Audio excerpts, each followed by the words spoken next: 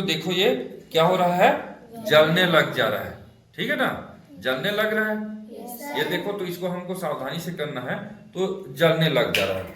ठीक है, अब दूसरा स्थिति हम क्या करते हैं, दूसरा जो कप में पानी लेते हैं, तो क्या जो पहला जो कप जला, आग में जलाते ही ये भी जलेगा क्या, इसको हमको देखना है कि पानी गर्म होगा। तो पानी गर्म होगा तो क्यों होगा, वो कागज जैसे पहले वाला हम प्रयोग में देखे कि वो कब जल गया। ठीक है ना, दूसरे में हम लोग इसको देखते हैं मोम के ऊपर में रख करके ऐसे। ठीक है ना, तो इस स्थिति में क्या होता है, पहले वाले स्थिति में हम देखें कि मोमबत्ती को माचिस के द्वारा जलाए हैं सबसे पहले, उसके बाद मोमबत्ती के द्वारा कागज के टोकरी या कप को हम लोग जलाते हैं, खाली टोकरी को तो या खाली कप को, तो वो जल जाता है। दूसरा स्थिति में इसमें हम पानी भर के देखिए यहाँ पर जला रहे हैं, तो जब जलाने के बाद इसमें क्या होता है ये देखेंगे क्या होता है उसको। ठीक है ना, तो चूंकि यहाँ पर देख सकते हैं कि ये पानी क्या होने लग रहा है, गर्म होने लग रहा है। क्या होने लग रहा है, पानी गर्म होने लग रहा है और ये कप नहीं जल रहा है। हाँ, यहाँ पर जरूर एक काला दिखाई देगा, काला होगा कप, लेकिन कप तब तक नहीं जलेगा जब तक पूरा पानी वाष्प बन करके ना उड़ जाए।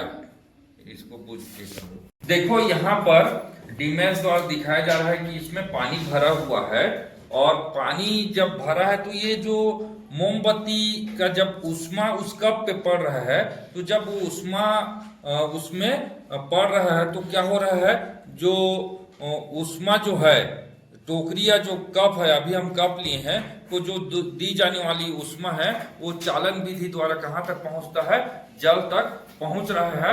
अर्थात जल क्या कर रहा है, उष्मा को अवशोषित कर रहा है, जिसके कारण से पानी गर्म हो रहा है। छू के देखो हेमिका, ये गर्म हो रहा है कि नहीं हो रहा है ना, ये पानी गर्म हो जाता है।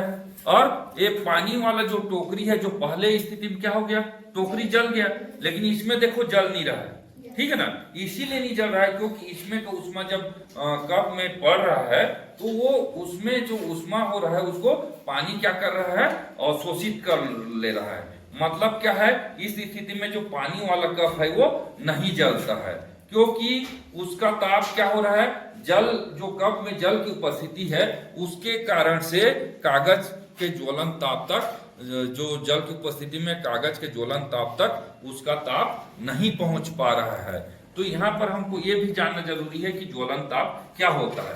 तो ज्वलन ताप वह न्यूनतम ताप होता है जिस ताप पर कोई भी पदार्थ क्या होता है, जलता है, जलना प्रारंभ होता है, तो उसे ज्वलन ताप कहते हैं। तो देखो ये प्रयोग के द्वारा हम जान सकते हैं कि जब तक ये पानी वाष्प बन के नहीं उड़ेगा तब तक क्या होगा, ये कप नहीं जलेगा। ठीक है ना, तो इस तरीके से हम समझ सकते हैं। छू के देख लो, आप भी पल्लवी देखो पानी कैसे गर्म हो रहा है कि नहीं हो रहा है, हो रहा है ना। तो इस तरीके से हम छोटे छोटे गतिविधियां के माध्यम से हम विज्ञान के विभिन्न चीजों के बारे में जान सकते हैं।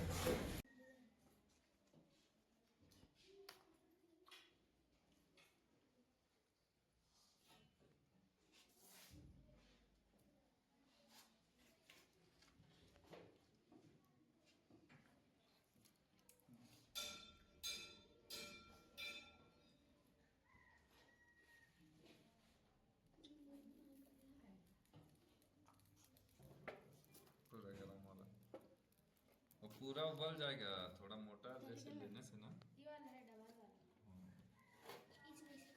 दे दे वाला दे सर,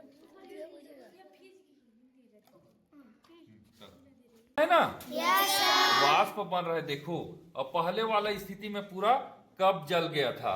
ठीक है, तो इस तरीके से हम विज्ञान के छोटे छोटे एक्टिविटी से हम सीख सकते हैं। और यहाँ पर हम कैसे उष्मा, जो जल है वो उष्मा को कैसे अवशोषित कर रही है, इसके बारे में हम लोग जान पा रहे हैं। ठीक है, दिख रहा है ना स्पष्ट। देखो वाष्प कैसे निकल रहा है, यहाँ पर हमको वाष्प निकलते हुए दिखाई दे रहा है। ये देखो, यस सर, दिख रहा है ना, ये वाष्प बनते हुए। तो तो जब तक ये पानी पूरी तरह से वाष्प बन करके ना उड़ जाए तब तक ये कप नहीं जलेगा। ठीक है। Yes sir. और जब हम इस प्रैक्टिकल को नहीं किए थे तो हमको क्या लगता था कि कप जल जाएगा, लेकिन हम प्रयोग के द्वारा एक्टिविटी के माध्यम से देख रहे हैं कि वो कप नहीं जल रहा है। ठीक है ना।